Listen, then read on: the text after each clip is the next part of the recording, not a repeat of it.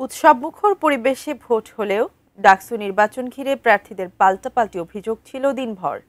এসব অভিযোগের বেশিরভাগই ছিল আচরণবিধি লঙ্ঘনের। তবে নানা অনিয়মের কথা বলেও শেষ পর্যন্ত ভোটের মাঠ ছাড়েননি কোনো প্রার্থী। সকাল ৮টা থেকে শুরু হয় ডাকসু ও হল সংসদ নির্বাচনের ভোট গ্রহণ। সবগুলো কেন্দ্রের সামনে ছিল লম্বা লাইন। উৎসবমুখর পরিবেশে ভোট দেন ঢাকা বিশ্ববিদ্যালয়ের শিক্ষার্থীরা। ভোট কেন্দ্রের ভেতরে ঢোকা নিয়ে সকালে আচরণবিধি লঙ্ঘনের অভিযোগ ওঠে ছাত্রদলের ভিপি প্রার্থী আবিদুল ইসলাম খানের বিরুদ্ধে।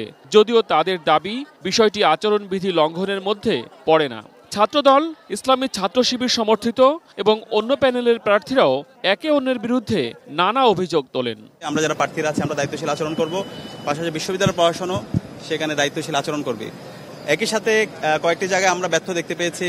আমরা এখানে আসার পরে দেখতে পেয়েছি একটি ছাত্র সংগঠন তারা লিফলেট বিতরণ করছে, যেটা 100 মিটারের মধ্যে নিষিদ্ধ, আচরণবিধির মধ্যে বলা আছে। ঢাকা বিশ্ববিদ্যালয়ের শিক্ষার্থীরা ওপেন পোস্ট দিচ্ছে যে ভোট কারচুপি হচ্ছে। ঢাকা বিশ্ববিদ্যালয়ের মাটিতে আবারও গণতন্ত্রকে যারা লুণ্ঠিত করতে চাবে তাদের বিদায় ঢাকা বিশ্ববিদ্যালয়ের মাটি থেকে হবে এবং কোনো কারচুপির নির্বাচন আমরা মেনে নেব না। এখনো পর্যন্ত পরিবেশ অনেক ভালো দেখছি, তবে কাল থেকে আমার নামে অনলাইনে নানা ধরনের প্রপাগান্ডা ছড়ানো হয়েছে যাতে আমাকে আমার ভোট কম অনুযায়ী আপনারা দেখবেন।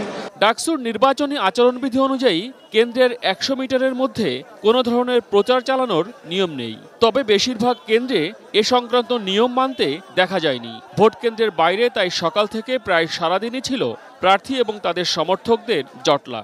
গতকালকে রাতে 10:30 বাজে আমাকে পোলিং এজেন্টের লিস্ট দেওয়া হয় এবং সেখানে যে পোলিং এজেন্টকে আমরা মেয়েদের কেন্দ্রে দিয়েছি তাকে ছেলেদের কেন্দ্রে দিয়ে দেওয়া হয়েছে।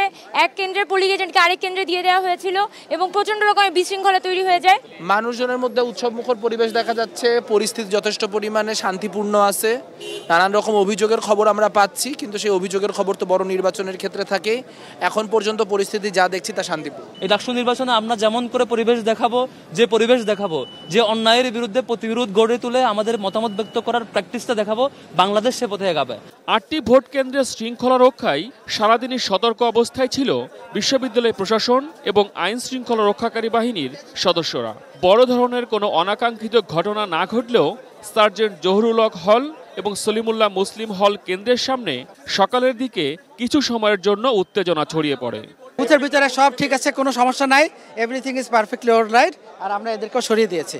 দুপুরের দিকে অমর একুশে হল এবং রোকেয়া হল কেন্দ্রে আগে থেকে ব্যালটে ভোট দিয়ে রাখার দুটো অভিযোগ করেন প্রার্থীরা। এই ঘটনায় সংশ্লিষ্ট রিটার্নিং কর্মকর্তাকে প্রত্যাহার করা হয়। আমরা সেরকম মেজর কোনো ব্যত্যয়ের ঘটনার এখন পর্যন্ত শুনি নাই। ভোট গ্রহণকালে প্রার্থীরা বিভিন্ন অভিযোগ নিয়ে সরব থাকলেও সার্বিক পরিবেশ নিয়ে সন্তুষ্টি প্রকাশ করেন তারা। শিক্ষার্থীদের যে কোনো রায় মেনে নেবেন বলেও গণমাধ্যমকে জানান ঢাকা বিশ্ববিদ্যালয়ের কেন্দ্রীয় ছাত্র সংসদ নির্বাচনে অংশ নেয়া প্রার্থীরা। মহসিন কবির, এটিএন নিউজ, ঢাকা।